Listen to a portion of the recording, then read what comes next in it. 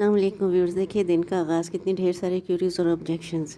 اچھا جی، الحمدللہ گھر واپس آئے تو ہماری ماما نے بہت مزے کے مٹر اور آلو کے رولز بنائے ہوئے تھے۔ اس کی ریسیپی آپ میرے کسی پچھلے ولاگ میں دیکھ سکتے ہیں۔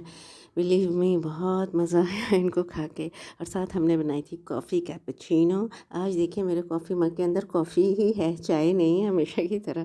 اس کی ریسیپی آپ دیکھ سکتے ہیں۔ اور رات کے کھانے میں ریزنز میں نے کی تھیں فرائی، یعنی کہ سوتے کی تھی، وہ خود ہی پھول کی تھی، کیوٹ لگ رہی ہیں، اور کیرملائزڈ جولین کٹ کیرٹس تھیں۔ اس کو ہم نے 10 منٹ کے لیے دم پہ لگا دیا، اور ہمارے مزے کے کابلی یا افغان رائس وٹ ایور سے تیار تھے۔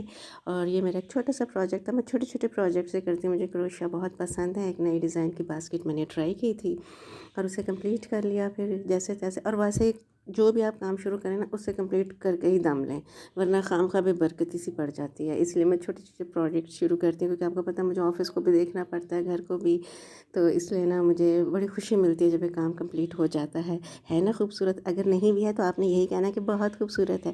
روئے زمین پہ اس سے خوبصورت کوئی باسکٹ نہیں۔ Take care.